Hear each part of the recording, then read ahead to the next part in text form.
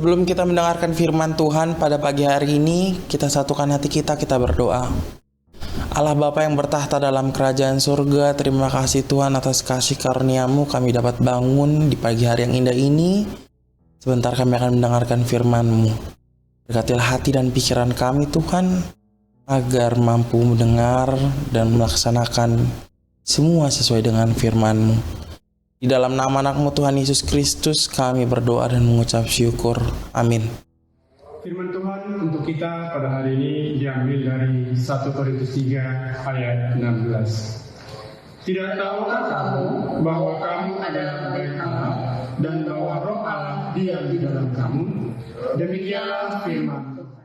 Bapak, Ibu, Saudara-saudara yang terkasih, pernahkah kita berdiri di sebuah bangunan tua yang megah? Mungkin sebuah gedung kuno, ada sensasi tertentu yang muncul. Dinding-dindingnya yang kokoh, arsitekturnya yang menjulang, dan keheningannya seolah-olah berbisik tentang kehadiran sesuatu yang agung. Kita memasuki ruang seperti itu dengan langkah lebih hati-hati, suara lebih lirih, karena kita merasa sedang berada di tempat kudus. Ada pemisahan yang jelas antara yang biasa dan yang kudus. Rasul Paulus dalam suratnya yang pertama kepada jemaat di Korintus membawa konsep tempat kudus ini ke dalam sebuah dimensi yang sama sekali baru, begitu pribadi dan begitu mendalam. Bayangkan kejutan yang dirasakan oleh jemaat Korintus saat pertama kali mendengar kata-kata ini. Mereka hidup di dunia yang dipenuhi dengan kuil-kuil megah untuk berbagai dewa.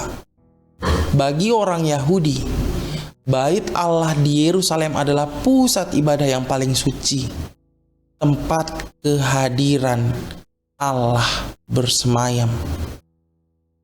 Lalu Paulus berkata, "Kamu adalah bait Allah, bukan sebuah bangunan batu dan marmer, tetapi sebuah komunitas yang terdiri dari orang-orang yang dulu adalah penyembah berhala, pedagang, nelayan, dan pemungut cukai.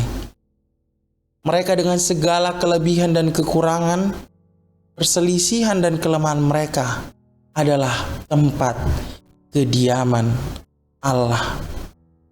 Roh Allah diam di dalam kita.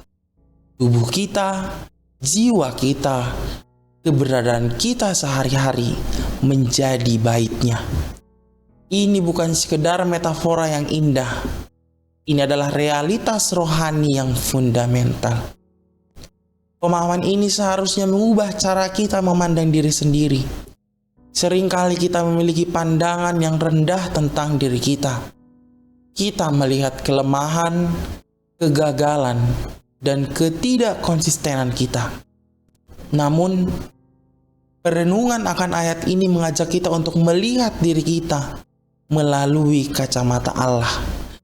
Kita adalah tempat tinggal Roh Kudus. Jika Allah sendiri memilih untuk berdiam di dalam kita, lalu bagaimana mungkin kita menganggap diri kita remeh atau tidak berarti? Lebih jauh lagi, pemahaman ini seharusnya mengubah cara kita memandang sesama saudara seiman. Jika saya adalah bait Allah, maka saudara saya di sebelah kursi gereja juga adalah bait Allah. Orang yang mungkin membuat saya kesal dengan sikapnya, orang yang memiliki pandangan berbeda dalam diskusi kecil, orang yang kehidupannya tampak berantakan di mata saya, mereka semua adalah tempat kediaman Roh Kudus. Jika roh yang sama yang membangkitkan Yesus dari antara orang mati diam di dalam mereka, lalu dengan sikap apakah saya mendekati mereka? Apakah saya berani memperlakukan mereka dengan sembarangan, dengan amarah, atau dengan sikap merendahkan? Paulus mengingatkan dengan tegas di ayat berikutnya, jika ada orang yang membinasakan bait Allah, maka Allah akan membinasakan dia. Ini adalah peringatan yang serius tentang bagaimana kita membangun dan memperlakukan komunitas orang percaya. Setiap konflik, setiap perpecahan, setiap sikap yang tidak menghargai saudara seiman, pada hakikatnya adalah tindakan merusak bait Allah. Gereja bukanlah organisasi manusia belaka. Ia adalah organisme rohani yang kudus, tempat roh berdiam. Kebenaran bahwa kita adalah bait Allah juga mengubah cara kita memandang tubuh kita sendiri. Dalam budaya modern, tubuh sering dilihat sebagai objek kepuasan diri atau sekedar kendaraan untuk membawa otak kita berkeliling. Namun, jika tubuh kita adalah bait Roh Kudus, maka ia adalah milik Allah.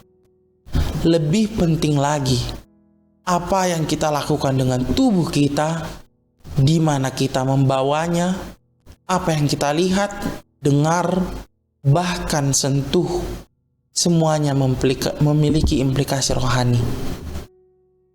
Namun, perenungan ini tidak hanya berhenti pada aspek komunal dan fisik.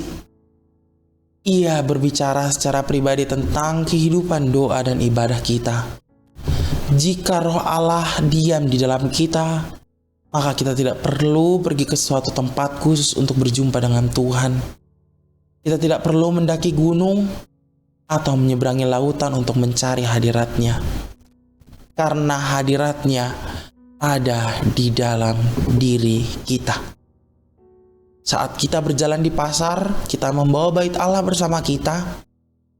Ini berarti hidup kita adalah sebuah ibadah yang berkelanjutan. Setiap interaksi dengan orang lain, semuanya terjadi di hadapan Dia yang diam di dalam kita. Jadi, ketika kita membaca 1 Korintus pasal 3 ayat 16, marilah kita merenungkan dengan penuh kekaguman. Kita bukan hanya pengunjung di gereja pada hari Minggu. Kita bukan hanya nama-nama dalam daftar anggota jemaat. Kita adalah bait Allah yang hidup. Di dalam kelemahan kita, Tuhan memilih untuk diam. Di tengah kekacauan hidup kita, Roh Kudus memilih untuk bersemayam. Di dalam keberadaan kita yang fana, kemuliaan Allah memilih untuk bermanifestasi.